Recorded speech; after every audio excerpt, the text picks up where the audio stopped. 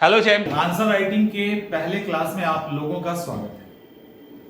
और हम लोग आज आंसर राइटिंग के जो क्लास को स्टार्ट कर रहे हैं उसके स्टार्टिंग में आप लोगों के दिमाग में जो भी चीजें चल रही होंगी उन सबको हम दूर करेंगे और कुछ गलत फहमियां हैं उसको भी दूर करेंगे, क्योंकि जरूरी है कि आप जिस चीज की क्लास कर रहे हैं या जिसको लेकर आप इतना गंभीर हैं वो है क्या, आंसर राइटिंग है क्या, what is answer writing, what is answer writing. लेकिन इसके पहले थोड़ा जान पहचान होना जरूरी है ना। पहली क्लास है आपकी, तो आप मुझे ये बताइए कि आवाज आ रही है कि नहीं। पहले अगर साउंड क्लियर है, इमेज क्लियर है, अब मुझे थोड़ा थोड़ा अपने बारे में बताओ, एटलीस्ट अपना नाम ही बता दो। यूट्यूब पे भी कई ऐसे बच्चे हैं जिनको मैं कमेंट करने के कारण नाम से पहचान गया हूं। आज एक मिलने भी आए थे, तो जैसे ही नाम बताया बोला सर मैं कमेंट करता हूं, तो मुझे याद आ गया। एक इंटरेक्शन जरूरी है, टीचर स्टूडेंट के बीच में गैप नहीं होना चाहिए। हम आपको पहचाने, आप हमको पहचाने, भले आप ऑनलाइन मोड में हो तब भी हम आपको नहीं देख रहे, आप हमें नहीं देख रहे, आप भी हमें जज कर लेंगे और हम भी आपको जज कर लेंगे। और हर बैच में ऐसा होता है, जिस बैच में जिसके साथ बेहतर इंटरेक्शन होता है तो फिर उस क्लास लेने में ही मजा आता है। और एक और चीज साथ में बताना है, चलो इसी बहाने आप बता दीजिए कि आप लोगों में से किसका किसका ये पहला मेंस है, जीवन का पहला मेंस है। इसके पहले आपने कभी इस तरह का मेंस नहीं लिखा है। आप में से बहुत सारे नौकरी कर रहे हैं मुझे पता है, लेकिन वनडे एग्जाम क्या था, ऑब्जेक्टिव क्या था, या अलग पैटर्न पे आपने उसको क्वालिफाई किया है। मुझे कंफर्म कीजिए कि आप में से किन का ये पूरी तरह से एकदम नया पहला मेंस है और इतने कम समय मैसेज छोड़।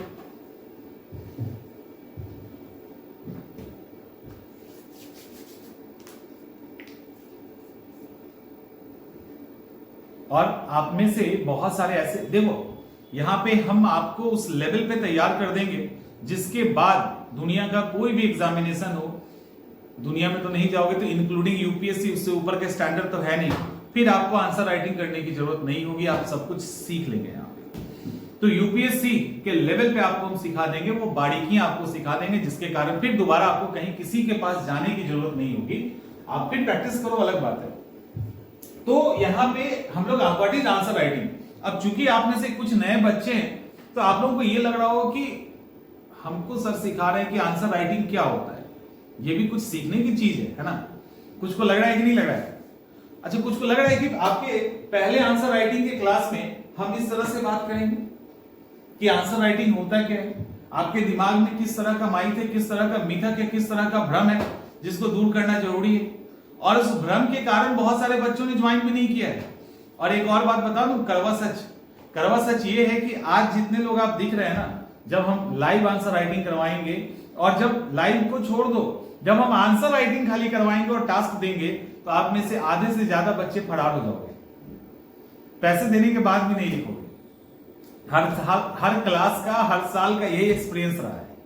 और हम ये मनाते हैं कि ये बात झूठ हो जाए और आप में से जितने आज लाइव हैं कम से कम इतने आंसर राइटिंग करें, ठीक है। कुछ की मजबूरियां हैं, उनका कुछ ड्यूटी आवर ऐसा है कि वो नहीं कर सकते हैं, तो कोई बात नहीं, आप अपने हिसाब से कीजिएगा। बट फिर भी जो लोग कर सकते हैं तो वो लोग कंटिन्यू करिए। अब हम लोग बात करते हैं what is answer writing. Answer writing क्या होता है, या आंसर राइटिंग क्या होता है।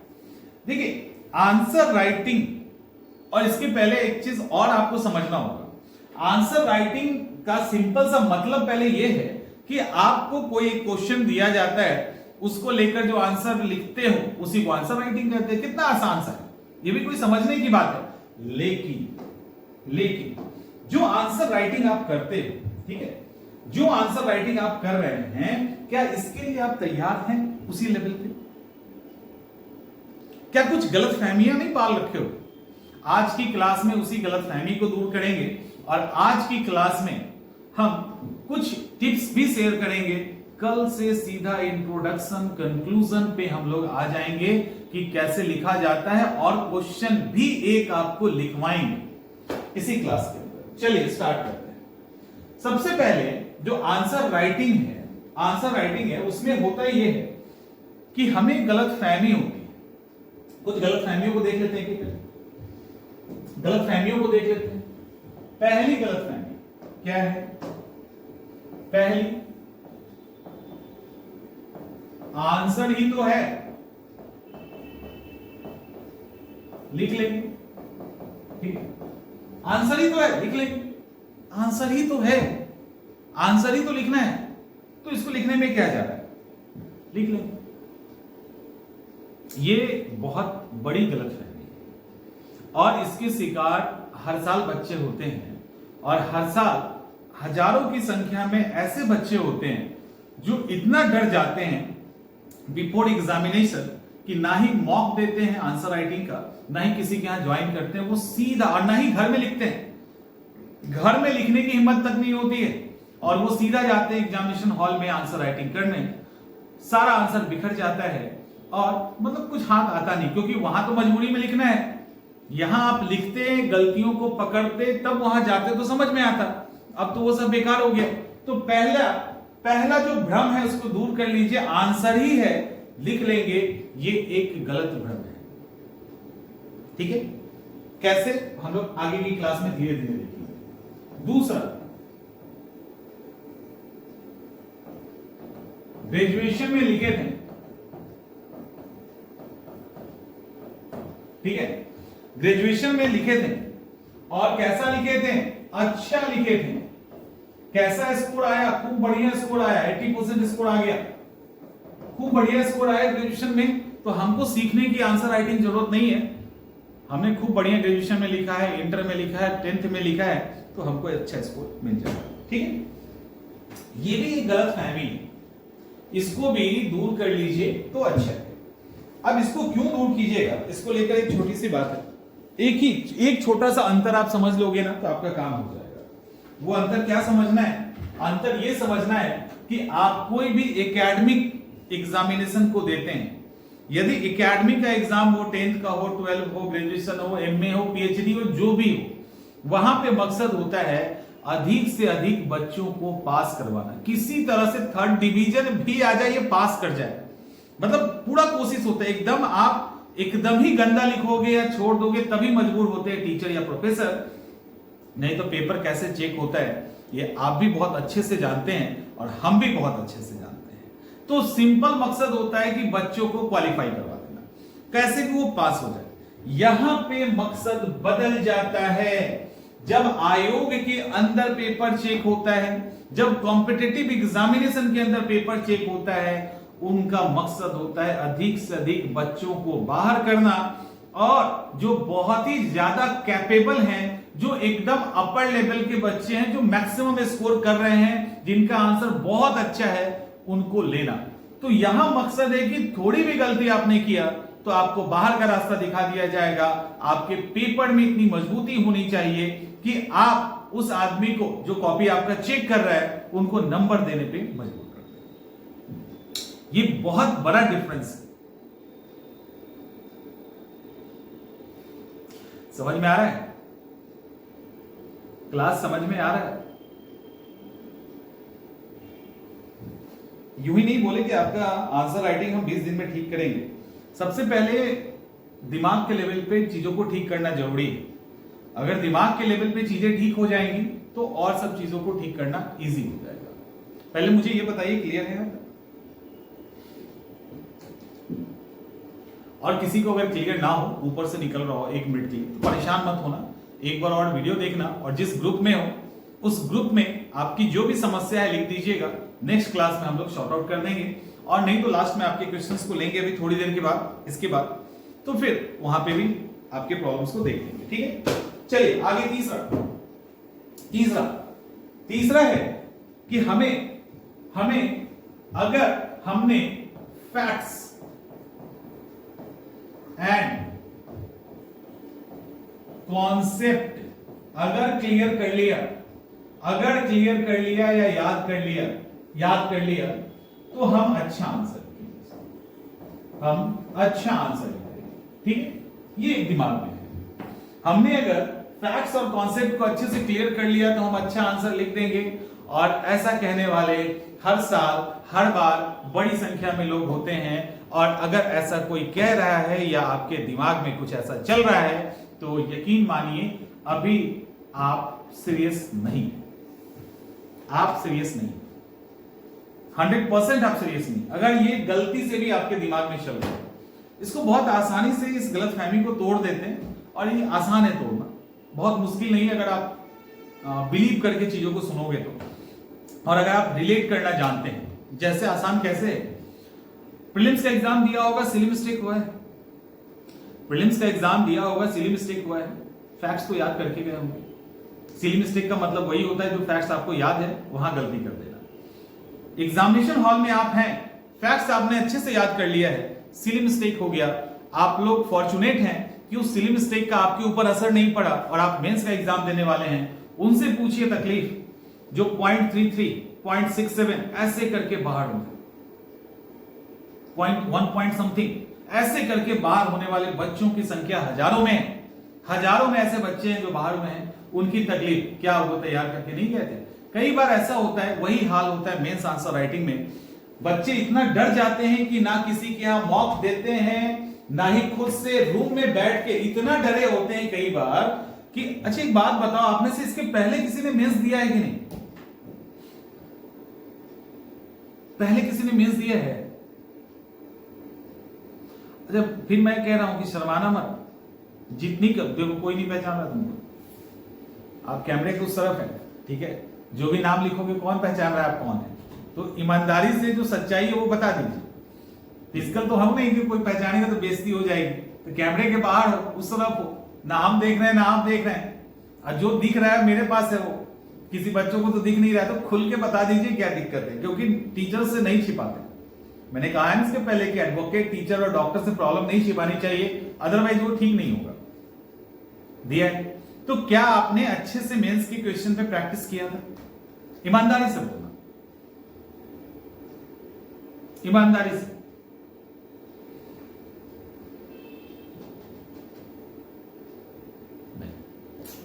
नहीं कहता और मेंस में चूक गए, है ना, मेंस में चूक गए। तो कहने का मतलब कि जिस तरह से प्रीलिम्स में आपने फैक्ट्स तैयार किया और सिली मिस्टेक आप करके आ गए, उसी तरह से अगर आपको यह लगता है कि हम सारे फैक्ट्स और कॉन्सेप्ट याद कर लेंगे तो हम अच्छा आंसर लिख देंगे, ऐसा नहीं होगा।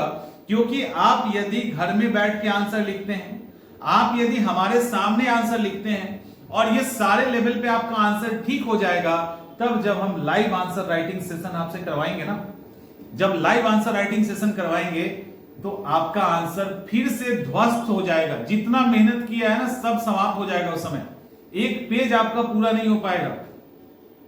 और हर बार ऐसा ही होगा। ये बड़ा ही सिंपल सा जीवन, ये नॉर्मल प्रोसेस है जिससे सब गुजरता है, कभी हमारे साथ भी हुआ था। तो आपको लगेगा कि आप माहिर हैं, आपने हमारे साथ खूब प्रैक्टिस किया, आपने घर में भी खूब प्रैक्टिस किया, आपका आंसर ओके हो रहा है, सब कुछ ठीक है, time with in A time frame आप अच्छा आंसर लिख रहे हो। लेकिन जैसे हम आपके लाइव टेस्ट को लेंगे, एकदम लाइव लेंगे ना, तो आप 1.5 पेज भी 1 पेज ही पूरा नहीं कर पाएंगे। और ये होगा, और वो स्थिति से जब आप निकल जाओगे बाहर, तब फिर आपको दुनिया में कोई नहीं रोक सकता अच्छा आंसर राइटिंग करने से। तो यही चीज वहां पे, अभी आपको लगेगा कि नहीं हम याद कर लेंगे और वहां लिख लेंगे, नहीं। फॉर्मेटिंग बहुत सारी चीजें होती है जो आपको सीखनी होती है। आपके पास लाख फैक्ट्स है, कॉन्सेप्ट है, आप उसको अरेंज नहीं कर पाओगे सही तरीके से, तो आपको सीखना ही पड़ेगा, कोई विकल्प नहीं है। इसके बाद हाँ एक और है कि ये है कि पूरा पेज भर देना है। आज भी आई थिंक किसी ने मुझे बोला है, किसी स्टूडेंट ने बोला है, बोला है, और उसकी आदत सुधर नहीं रही। दिक्कत ये भी, ठीक है, दिक्कत ये है कि वो कई बार मेंस में फेल कर चुका है और आदत सुधर नहीं रही है। सब समझाने के बाद भी लास्ट में ये लाइन बोल ही दिया, नहीं सर पेज भर देंगे, 2 पेज में लिख देंगे। समझ में आ रहा है? लंबे समय से समझाने के बाद, चूंकि ऐसा नहीं है कि सब कोई समझ ही जाता है, लंबे समय तक लगातार मेंस का रिजल्ट नहीं आ रहा, कल सारी बातें हो गई, सब समझा दिया, और लास्ट में ढाक का 3 पात इस लाइन से उसने कर दिया कि पूरा पेज भर देना है। मैं भी चुप हो गया, मैं भी चुप हो गया। इसका मतलब यह है कि सामने से वो सीखने की कोशिश नहीं कर रहा, कहीं ना कहीं वो रिजिड है, खूंटा गाड़ के कि हम करेंगे तो यही काम। समझ में आ रहा है? करेंगे हम यही, तो वो खूंटा नहीं गाड़ना है। और ये एक गलतफहमी है जो पहले चलता था। नोटिफिकेशन ठीक से देखोगे तो क्लियर लिखा हुआ है कि आपको अपने शब्दों में आंसर लिखना है, कोशिश करनी है यथासंभव अपने शब्दों में आप आंसर करेंगे। और दूसरा मतलब काफी कंसाइज, कंक्रीट और काफी सॉलिड आंसर करना है। आंसर बिखरा हुआ ना हो, अनावश्यक नहीं लिखे, और जितने शब्दों में आप उसको अच्छे तरीके से लिख सकते हैं उतने शब्दों में लिखें। कई बार यह भी रिकमेंड किया जाता है कि मान लीजिए कोई क्वेश्चन है, उसका आप 30% हिस्सा ही जानते हैं, 30% हिस्सा जानते हैं, 70% नहीं जानते। मान लो 3-4 पार्ट है, उसका एक पार्ट आप जानते हो, तो यह भी कहा जाता है कि उसके 30% हिस्से को लिख के छोड़ दीजिए। आप अच्छे से उसके 30% हिस्से को 30% शब्दों में ही लिखो। समझ में आ रहा है? यह भी नहीं कि उसको फुल कर देना है, क्योंकि फिर वो गड़बड़ हो जाएगा। आपको 30% हिस्सा ही लिखना है, 30% जितना वर्ड लिमिट है उसका यूज करके आप उसको लिख के छोड़ दीजिए, तब भी आपको नंबर मिल जाएगा, अच्छा मिल जाएगा। लेकिन यदि आपने आगे के हिस्से को जबरदस्ती खींच दिया या इसी को जबरदस्ती खींच दिया, नंबर कम जाएगा। तो ये एक गलतफहमी है, इसको भी अच्छे से दूर कर लीजिए, क्योंकि हमने ऐसे ऐसे बच्चों को स्कोर लेते हुए देखा है, लास्ट में समय कम पड़ गया तो सिर्फ फ्लो चार्ट बना के वो छोड़ देता है, तब भी उसको मार्क्स मिल जाता है, क्योंकि सामने वाले टीचर को पता है कि समय कम होगा, लेकिन अब इसको सब कुछ आता है। तो ये गलतफहमी को दूर कर दीजिए, ये भी एक गलतफहमी है कि भर देना है। इसके बाद चौथा के बाद पांचवा, मतलब कुछ भी कोई भी आंकड़ा ले सकते हो, 300-400 आंसर लिख लेंगे, ठीक है। ये भी एक गलतफहमी है, मतलब क्या इतना टेंशन लेने की क्या जरूरत है, हर सब्जेक्ट के हर टॉपिक से हम आंसर तक लिख लेंगे। अब जब हर टॉपिक से हर सब्जेक्ट से आंसर लिख देंगे 300-400, तब वहां पे कुछ भी पूछेगा हम तो लिख ही देंगे। ऐसा कुछ नहीं होगा। ये कुछ इसी तरह से आप रिलेट कर सकते हो कि आपको करंट अफेयर्स का किताब दे दिया जाए, number 1, number 2, number 3, number 4, number 6, 5, ऐसे करके आपके पास 5-6 किताबें दे दी जाए। एक बार एक किताब पढ़ो, एक बार दूसरा पढ़ो, एक बार तीसरा पढ़ो, एक बार चौथा पढ़ो, एक बार पांचवा पढ़ो, सबको एक एक बार पढ़ लो और जाके एग्जामिनेशन में सही सही क्वेश्चन बना लो। बन जाएगा? नहीं बनेगा। आप किन्हीं 2 किताब को उठा के अगर 10 बार पढ़ेंगे तब तो वहां सही कर लेंगे, लेकिन अलग अलग किताबों को सोचेंगे कि हम पढ़ लेते हैं और जाके एग्जाम दे देंगे तो नहीं बनेगा। ठीक उसी तरह से अगर आपको ये गलतफहमी है और होता है कि हम सारे सब्जेक्ट के 300-400 क्वेश्चंस अगर तैयार कर ले, आंसर राइटिंग कर लें, आंसर राइटिंग सीखने के पहले तो हमें काम आ जाएगा, तो ऐसा नहीं होगा, समय बर्बाद होगा, आप कुछ नहीं कर पाएंगे, वहां आप गलती करोगे, कोई नहीं बचा सकता। और समय कितना बर्बाद होगा सोचो, 300-400 आंसर लिखने में। लेकिन अगर आंसर राइटिंग सीख लेंगे तो 20-30 आंसर लिखने के या 50 आंसर में जो आपको समय लगेगा उसमें आप आंसर राइटिंग ही सीख लेंगे, तो किसी तरह का कैसा भी सवाल आए आप लिख दो। एक और ये सवाल जब भी मैं किसी को बताता हूं तो मुझे कई साल पहले पटना के इको पार्क में एक छोटा सा गेट टुगेदर सेमिनार जैसा किया था, वो याद आ जाता है। और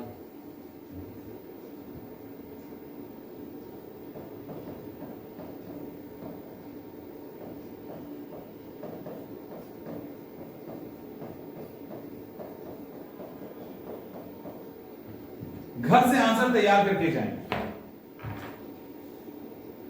हमारे पास, मैं बता रहा हूं, कहानी बता रहा हूं, क्योंकि ये सारी चीजें आपको जाननी चाहिए।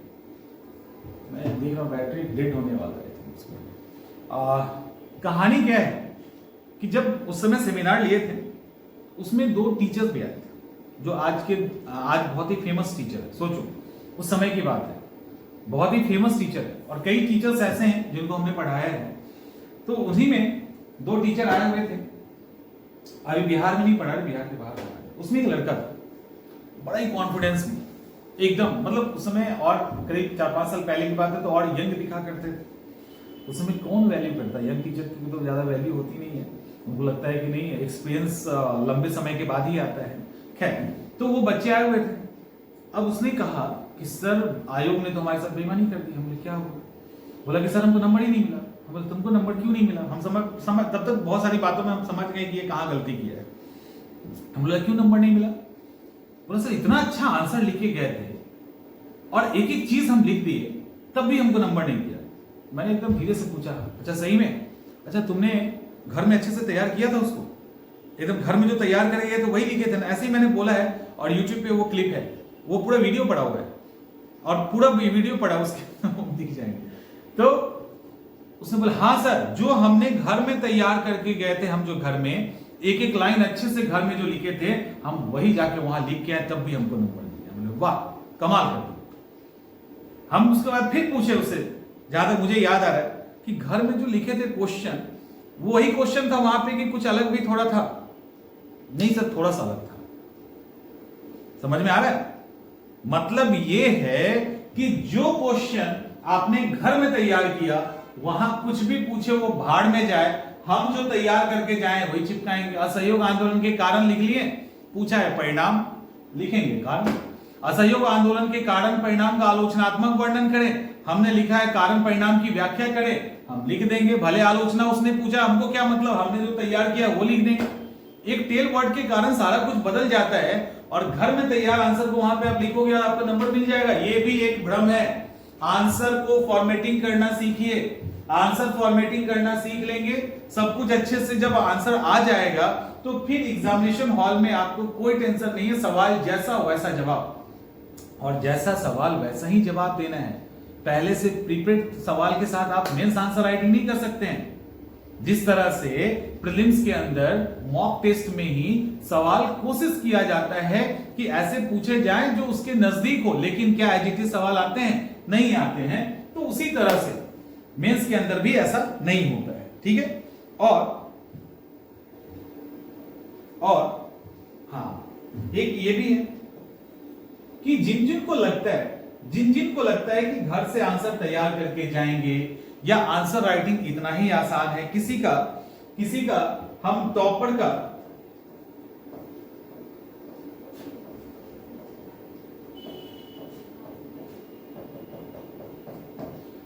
आंसर पढ़ लेंगे। एक बात बताइए, आप लोग हमेशा मॉडल आंसर मांगते हो ना? ऐसे को भी लगता है कि उठा के हम पटक दें? जो मॉडल आंसर मांगते हैं ना, मेरा तो मन करता है सही में उठा के पटक दे उसको।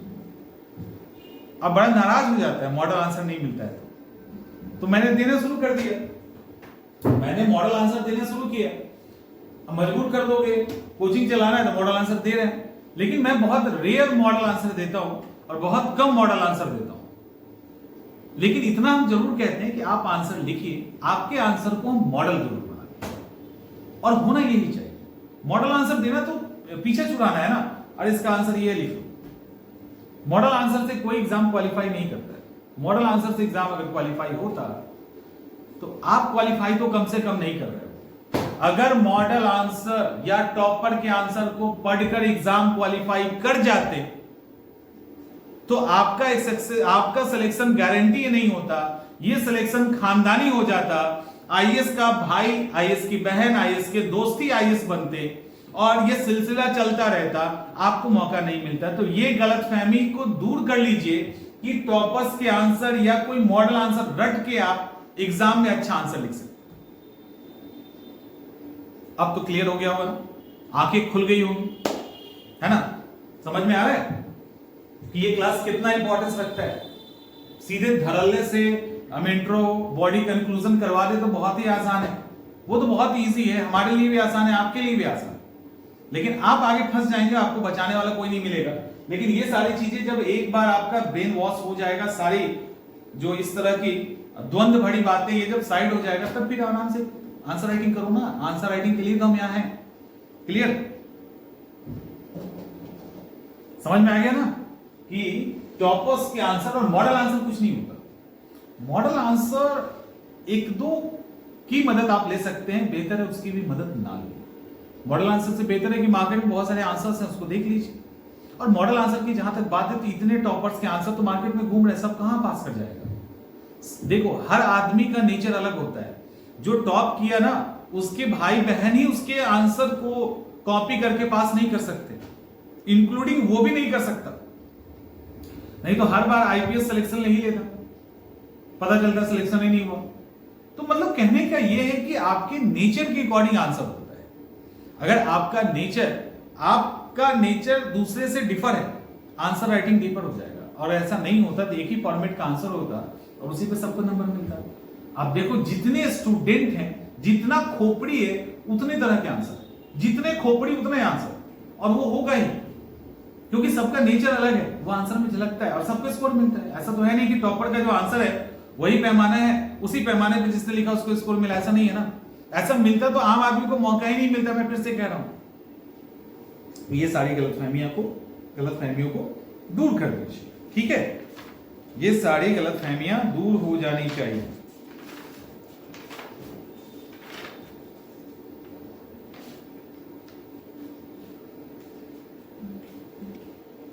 तो जो गलतफहमी थी आंसर राइटिंग को लेकर, जो आपके मन में चल रहा हो, ये आई थिंक समाप्त हो गया होगा।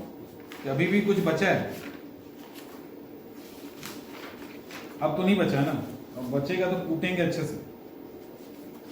और पता है नहीं कि यहाँ पे इस क्लास में पनिशमेंट भी मिलता है, पनिशमेंट भी मिलता है। और पनिशमेंट को जहां तक मुझे लगता है ईमानदारी से बहुत सारे बच्चे उसको फॉलो भी करते हैं। ये सेल्फ पनिशमेंट है, आप खुद से खुद को देंगे, किसी को बताने की जरूरत नहीं, रूम में बंद करके अपने आप को पनिश करो। क्योंकि जब पनिशमेंट देते हैं तो आप कभी जीवन में कुछ भूलेंगे नहीं, फिर याद रहेगा कि ये वाली गलती तो कम से कम हमें नहीं करनी, राइट। चलिए अब इसके बाद हम लोग आगे चलेंगे। आगे जब चलेंगे तो आंसर राइटिंग के अंदर हमें, आंसर राइटिंग में जब हम आंसर राइटिंग लिखना शुरू करेंगे तो कुछ बातों का ध्यान रखना है। आंसर राइटिंग स्टार्ट करने के पहले एक तो हमने माइस को हटा दिया, अब हमारे दिमाग में क्या आना चाहिए, जो भ्रम था वो दूर हो गया ना, अब वो दूर कर दिया, वो तो हट गया, अब होना क्या चाहिए इस पे बात करते हैं।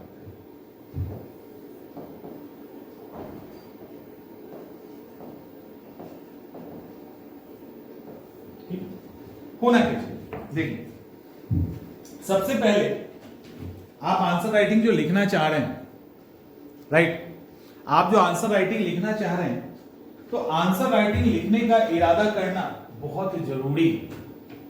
ये भी अच्छा, ये भी एक भ्रम में ही है, ये उसके अंदर हम डाल सकते थे कि मैंने, अच्छा कई बार बहुत मुश्किल हो जाता है हम लोगों के लिए भी बच्चों को समझाना, बहुत मुश्किल हो जाता है। पता नहीं कौन सा एक सूडो ईगो के अंदर या सेल्फ प्रेज्ड रहते हैं, समझ नहीं आता कई बार। जैसे प्रीलिम्स का टेस्ट अनलिमिटेड है, नहीं दे रहे हैं, बोले क्यों नहीं दे रहे हो, अभी हमने पढ़ा नहीं है। हमने बोले तुमने नहीं पढ़ा तो टेस्ट देने में क्या दिक्कत है, वो तो अनलिमिटेड है। नहीं सर स्कोर कम आ जाएगा, उसको देख कौन रहा है, हम, मेरे अलावा तो कोई देख नहीं रहा, या जो कोचिंग वाले हैं वही देख रहे हैं स्टाफ, और तो कोई नहीं देख रहा है। अब ये बात कैसे समझाया जाए? अभी देखिए, जब आंसर राइटिंग करने के लिए कहेंगे ना, आप में से अभी बहुत सारे बच्चे, अभी पता है बहुत सारे बच्चे आंसर राइटिंग में क्यों नहीं आए? इंक्वायरी नंबर पे उनका ये था कि अभी तो मैम अभी तो पढ़े ही नहीं है, तो आंसर राइटिंग कैसे करेंगे? अभी ये हम पढ़े नहीं हैं तो आंसर राइटिंग कैसे करेंगे, राइट।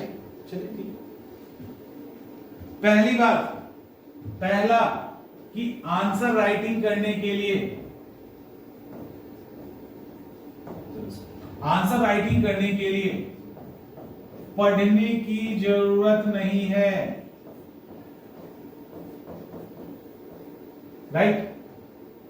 ये सरासर अपने आप को धोखा देना है, इससे ज्यादा कुछ नहीं। इतना समझाने पे अगर समझ में नहीं आया तो बड़ा मुश्किल है समझाना, फिर मुश्किल है। आंसर राइटिंग के लिए पढ़ने की शुरुआत में जरूरत नहीं है। आंसर राइटिंग सीखने के लिए तो आप शुरुआत के अंत में भी जरूरत नहीं है। हमें आंसर राइटिंग में क्या सीखना होता है, आंसर राइटिंग में किन किन बातों का ध्यान रखें, फॉर्मेटिंग कैसे करें, कंटेंट के लेवल पे हमें कुछ चीजों की जरूरत हो सकती है। लेकिन यदि आपसे पूछे क्वेश्चन के रूप में,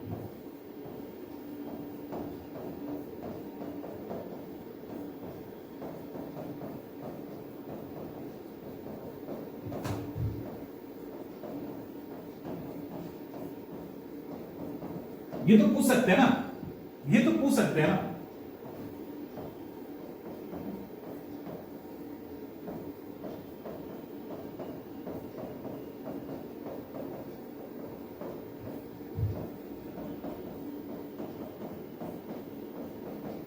ये तो पूछ सकते हैं ना, इसमें कोई दिक्कत है तो बताइए।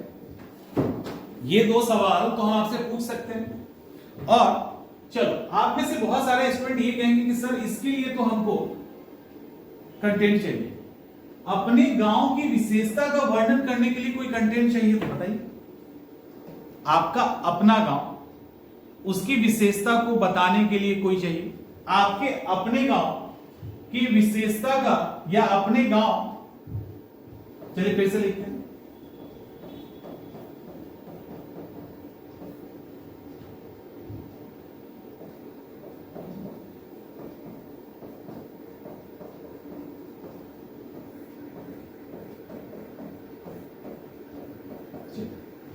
अपने गांव का आलोचनात्मक वर्णन करें, बताओ।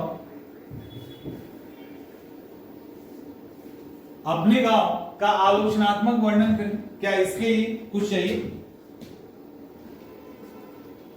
आप में से कोई ऐसा कहेगा कि इसके लिए भी आपको कंटेंट की जरूरत है? किसी को कुछ ऐसा लग रहा है कि इसके लिए भी आपको कंटेंट चाहिए कि नहीं, हमको इसमें फैक्ट्स चाहिए, हमारे गांव कहाँ है, हमारा डिस्ट्रिक्ट कहाँ है, कैसे के लोग रहते हैं, वहां पे किन किन चीजों की कमियां हैं, क्या इसके लिए चाहिए? और यदि आप इसको लिख लेंगे, चलो इसको अगर आप लिख लेंगे तो इसको भी तो फॉर्मेट वही होगा ना, सिर्फ उसके अंदर के कंटेंट बदलेंगे।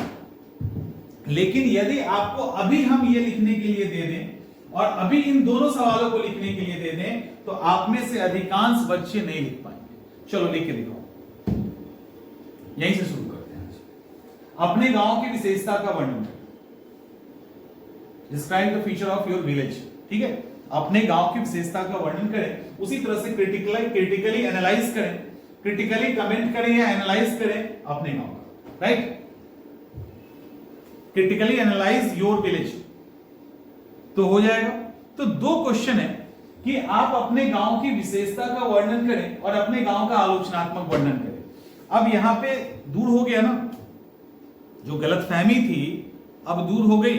इसके बाद तो हमको नहीं लगता आपको गलतफहमी होगा कि लिखने के लिए आपको पढ़ने की जरूरत है। लिखना अलग चीज है, हम उसको नहीं लिखने के कारण उसको पढ़ने के ऊपर थोप देते हैं, बचने के लिए, भागने के लिए। बट लिखना अलग चीज है, पढ़ना अलग चीज है। समझ में आ गया या नहीं आया? तो आई थिंक आ गया होगा। अब ये आपका होमवर्क भी हुआ, जरा हम भी देखें कि कैसे लिखते हो और क्या लिखते हो। आप में से चूंकि नए बच्चे हैं, अब आप तो कहोगे कि हमने तो पढ़ा ही नहीं मेंस के लेवल पे चीजों को, तो अब इसके लिए तो नहीं है ना। अब इसको आप लिख के दिखाइए, देखते हैं कहां गलती होती है, फिर उसके अकॉर्डिंग हम लोग उसको ठीक करेंगे। तो क्लियर हो गया। इसलिए कहते हैं कि जो बोलते हैं वो डंके की चोट पर बोलते हैं और उसको प्रूफ करने की क्षमता रखते हैं, नहीं तो बोलते नहीं। इसका ये एविडेंस है आपके सामने। तो जो भी आपको समझा रहे हैं उसको एक एक लाइन समझ लीजिए, उस पर डाउट करने की कोई जरूरत ही नहीं, आपको संदेह नहीं होना चाहिए। इसके बाद आपको प्रश्नों को समझना है। ठीक है, दूसरा पॉइंट क्या है कि आपको क्वेश्चन को समझना है।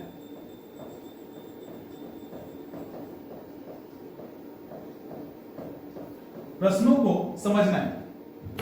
प्रश्नों को कैसे समझना है? प्रश्नों को कैसे समझना है?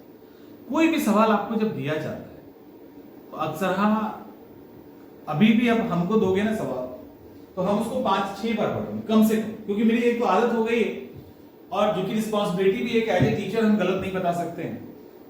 बहुत पहले की बात है जब यूपीएससी की तैयारी किया करते थे, उस समय कभी कभी कुछ प्रीलिम्स के सवाल होते थे या मेंस का सवाल होता तो उसमें फंस जाते थे। तो अपने हिसाब से सब कर लिए, जब नहीं हुआ तो हम अपने टीचर के पास पहुंचते थे। टीचर के पास जब पहुंचे तो उनको दिए, उसको जब देते थे तो वो उसको एक एक लाइन पढ़ रहे, मतलब जो सवाल हम लोग 2-3-4 मिनट में बनाएंगे और वो तो बन नहीं रहा है एक्चुअली, उसको 5-10 मिनट से पढ़ रहे हैं, एक बार, 2-2 बार, 5-5 बार, 10-10 बार पढ़ रहे हैं।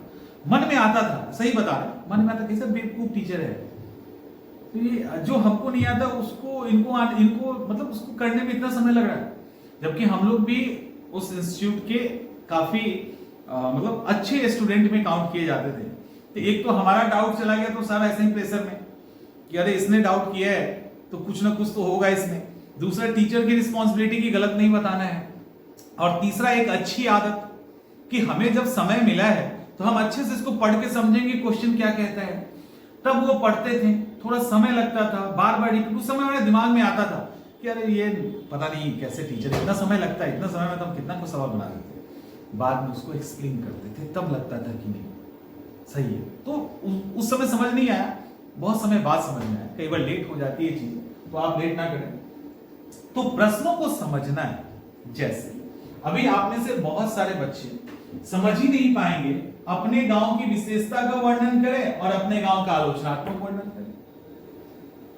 अब इसको अगर कई बार जब पढ़ोगे ना, कई बार 5 बार 10 बार, हो सकता है 15 बार पढ़ना पड़े, ये तो सिंपल सा सवाल है। ऐसे कई और सवाल आएंगे, तो उसको कम से कम आपकी आदत हो जानी चाहिए। एग्जामिनेशन हॉल में भी कितना भी आंसर लिख लो, कुछ भी कर लो, 5 बार तो कम से कम पढ़ना। और शुरुआत में 15 पढ़ो, 20 पढ़ो, 25 पढ़ो, पढ़ते रहो लगातार। अपने गांव का आलोचनात्मक वर्णन करना है, अपने गांव का आलोचनात्मक वर्णन करना है। ओके, क्रिटिकली एनालिसिस करनी है, क्रिटिकली कमेंट करना है अपने गांव का, यानी हमारा गांव है उसका ऐसे करके कन्वर्सेशन कीजिए खुद के साथ। तो कई सारी चीजें ना बोलते बोलते बोलते आपका वो दिमाग चल रहा है, वो वहां से उठा लेगा मुझे। तो ये उसके बाद तीसरा है कि शॉर्ट एंड लॉन्ग, दो अलग अलग तरह के सवाल होते हैं। शॉर्ट सवाल का नेचर अलग होता है, लॉन्ग सवाल का नेचर अलग होता है। राइटिंग स्टाइल भी अलग हो जाता है, क्योंकि वहां पे वर्ड लिमिट मायने रखता है। जो राइटिंग स्टाइल एक साथ अलग हो जाता है और वर्ड लिमिट मायने रखता है, तो हमारे लिखने का जो फॉर्मेट है वो बदल जाता है। जब शॉर्ट में सवाल आया तो हमें कोशिश करना है टू दी पॉइंट सीधा रहना, 1-2 लाइन में इंट्रोडक्शन, 1-2 लाइन में कंक्लूजन, वो रहेगा। इंट्रो कंक्लूजन हम नहीं छोड़ सकते, क्योंकि उस पर एक्स्ट्रा मार्क्स होता है।